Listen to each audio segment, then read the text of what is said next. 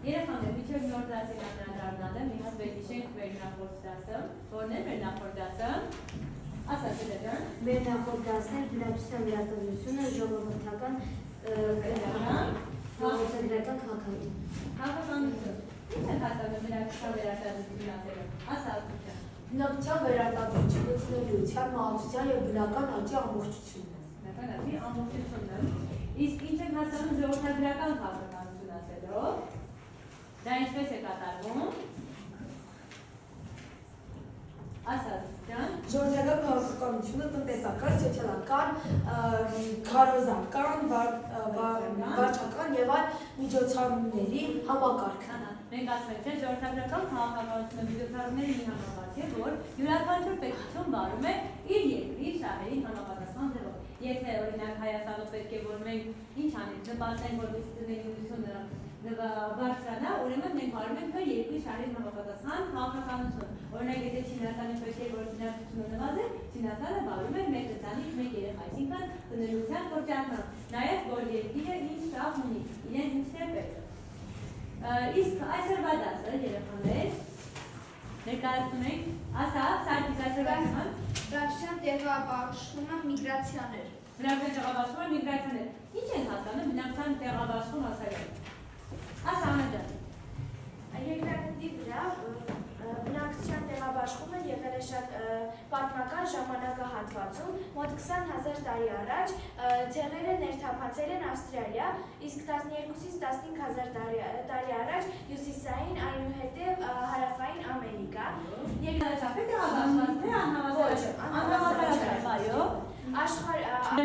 Երեխաներ, ուրեմն հյուսիսային Ամերիկայի, այստեղ ԱՄՆ-ի հյուսիս արևելքում և Կանադայի հարավ-արևելքում մեծ լճերի շրջանում։ Եթե մենք նշում ենք այս խոշոր արեալները, ամենաառաջինը մենք նշում ենք ուրեմն Արևելյան Ասիա, հարավ-արևելյան Ասիա,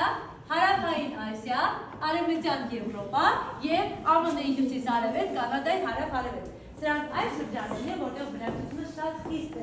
բնակեցված։ Հասկացա՞ք։ Հետո Տեղաբաշխումը ունի շատ աշխարհագրական օրինաչափություն։ հիմնականում որտեղ է տեղաբաշխվում մարդիկ, որտեղ կան նպատակավոր պայմաններ։ Մարդիկը տեղաբաշխվում հարթավայրային շրջաններն են, լեռնային շրջաններն։ Հարթավայրային, այո, որտեղ բնական պայմանները ավելի նպաստավոր են, որտեղ կան ջրի խնդիր չկա, չէ՞, բնականում խոշոր գետերի, հովիտներում, չէ՞, դելտաներում։ Միգրացիան ունի երկու տեսակ՝ ներքին և արտաքին։ Արտաքին տեսակներն են միջմայրցամաքային և նեղ մայրցամաքային, իսկ ներքինը միջշրջանային և նեղ շրջանային։ Ներշրջանային և միջշրջանային։ Կարող եմ ասել ինչ է միգրացիա։ Միգրացիան մարդկանց տեղաշարժն է մշտական բնակության վայրից։ Լինում է մշտական, համեմատաբար երկար և կարճ։ Համեմատաբար երկար, դասակ Ջան։ Միգրացիայի տեսակներն են արտաքին և ներքին։ Արտաքին և ներքին, ասա Նատալիան դու ես ավելացնում։ Նրանք ստեղծողության լինում են կարճաժամկետ կամ ավելի մշտական։ Միգրացիա մարդկանց տեղաշարժն է, որն ունի տեսակ, պատճառ և տեղողություն։ Տեսակներն են արտաքին և ներքին, իսկ արտաքինի տեսակներն են միջմայրցամաքային և ներմայրցամաքային, իսկ ներքինը միջշրջանային և ներշրջանային։ Օրինակ գյուղից քաղաք, քաղաքից գյուղ։ Դա մենք այդ ոնց ենք ասում, շրջանակային միգրացիա։ Ես ուսանողները առավոտյան ուղիղ գնում են քաղաք, երեկոյան գալիս են։ Դա ժամանակավոր միգրացիա։ Այո, ժամանակավոր միգրացիա։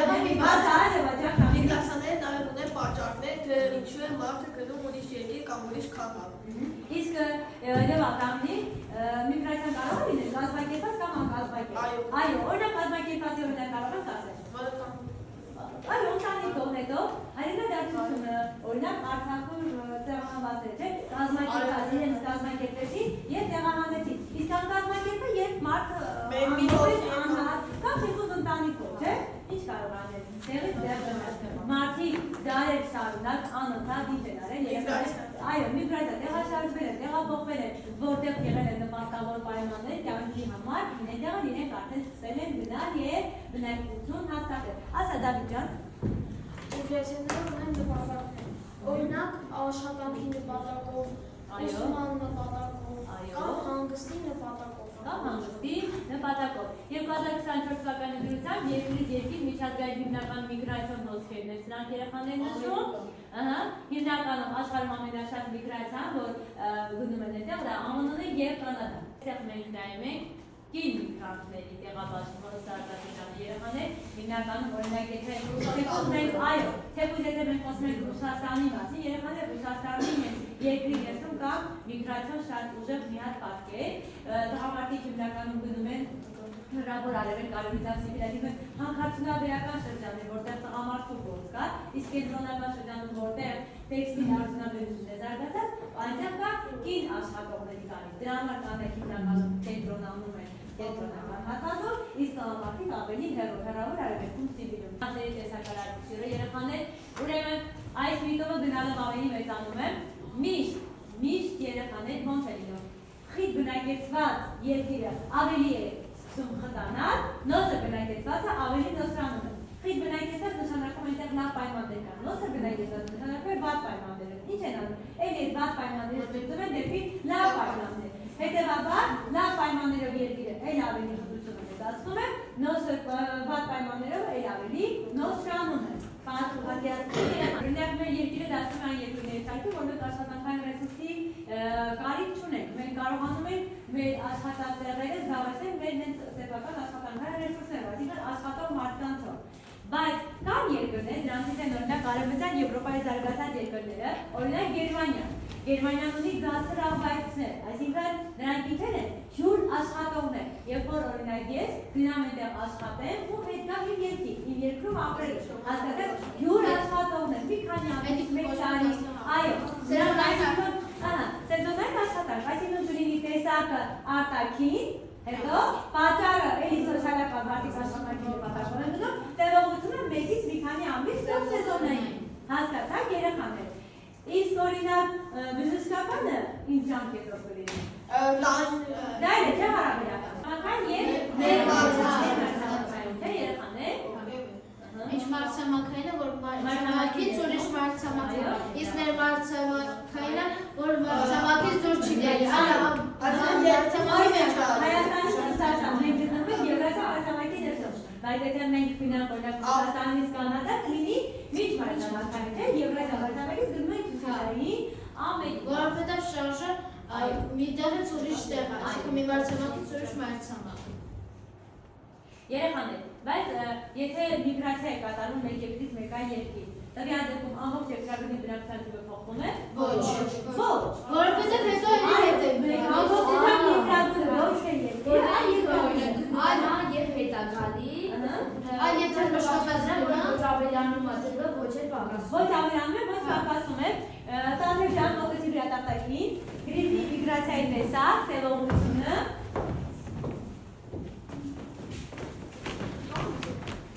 Հետո դու գնաս։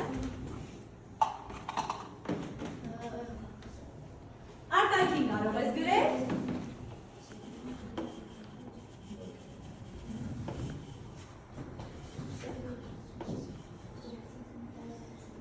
Օրինակ պատճառը կլինի սոցիալական։ Այո, սոցիալական, դա ինչ կլինի, այսինքն մարդիկ գնացել են աշխատանքի նպատակով։ Սոցիալական։ Բայց մշտական չի լինի։ Դա մի քիչ Սեզոնային։ Սեզոնային, այո։ Տեղողություն սեզոնային։ Ապրես, սեզոնային։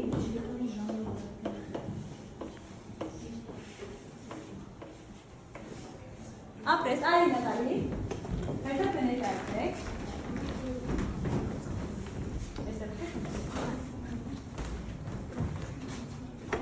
արտաքի բժշկական Ահա։ Այսինքն երկրից երկիր եմ, չէ՞ գնում։ Օրինակ։ Իսկ բժշկական կարող է լինել ներքին։ Ոչ։ Գյուղից գնում են Գերեվա, չէ՞ երեխաներ։ Դա է։ կարող լինել մշտ ժամանակ լինում է Էլի կարծաժանք է։ Առավոտյան կարող են գնալ մի քանի ժամից կամ երեկոյան վերադառնալ։ Վերես ու Դավիթյան վերես։ Ահա։ Մի վերջացի Մի քիչ երկար։ Մեկից 3 ամիս։ Այսպես կարող ես նշել։ Մեկից 3 ամիս։ Ահա։ Արիդան ջան, Կամ նաև դեպքի, որ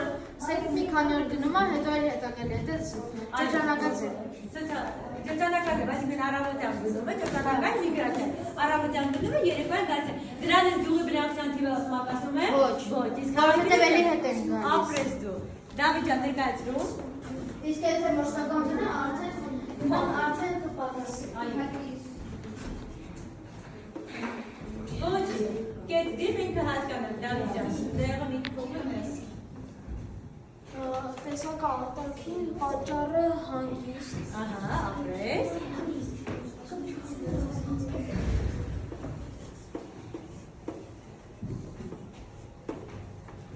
Իսկ տևողությունը 1-ից 15 օր։ Ապրես։ Կարճատեմ։ Այո, կարճատեմ, ասում գրել։ Զենք քո երեխան։ Երկի, վարած գնաց օրինակ Հանգստը չես կարող։ հանգստի։ Գերավաչին մենք Ներքին օրենքը, եթե օրինակ դու դիլիջանը իսկ կրոնական։ Ահա։ Այո, հիմա մենք դրա մասին խոսենք։ Հանգստի,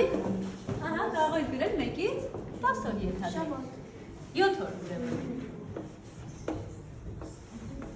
Ապրես։ Սոցիալական պատճառներով, մշտական լինական, մարդիկ կան, որ երբ որ երկրում լինում է պատերազմներ, փորձում են փախչել այդ պատերազմներից, կրիկներից, դրա համար էլի կարող է երկրից Իսկ կան մարդիկ, ովքեր կան մարդիկ, ովքեր աղանդավորներ են ու զգում են, որ շրջապատում իրենց չեն ընդունում, իրենց միավորում են, իրենց նեղացնում են, իրենց փորձում են ավելի հանգիստ ապրելու, այո, կրոնական։ Միգրացիա տեսակները ըստ տևողության կազմակերպված եղանակի եւ ձևի։ Ուրեմն միգրացիաները ըստ տևողության ասեցիք, լինում են մշտական ժամանակավոր եւ սեզոնային, եղանակները լինում են անկազմակերպ եւ կազմակերպ, անկազմակերպ ասեցիք կլինի մեկ անհատ կամ կլինի մեկ ընտանիք, իսկ կազմակերպվածը կազմակերպելիս ենթադրել 10 օրվա ընթացքում բոլորի տեղը հանեցին։ Եվ ձևերը հարկադիր կամ կամավոր, հարկադիր օրինակ է աշխատանքի ես ստիպում եմ կան ինքը հասկանում է, որ են ավելի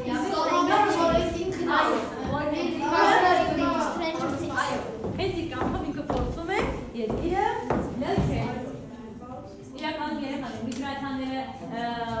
ունեն և դրական և բացասական կողմեր, բայց իմ կարծիքով բացասական ավելի շատ է, որովհետև եթե լքում են հայրենի երկիրը, դարձել, այո, նամանամաս արտաքին միգրացիաները հաստատ լավ Զարա ջան, մի հատ անջատի։ Երեխաներ ջան, այսօրվա մեր դասից մի հատ ես այստեղ հարցնում եմ։ Ինչ եք հիշում նախորդ դասից, Գանլի Դավիթ ջան։ Նախորդ դասից ինչ ես հիշում։ Վերարտադրության մասին է, վերարտադրությունը վերաբերում է երկրի տնտեսությանը, Ինչ էր կարևոր քեզ համար։ Սարգիս Գանլի։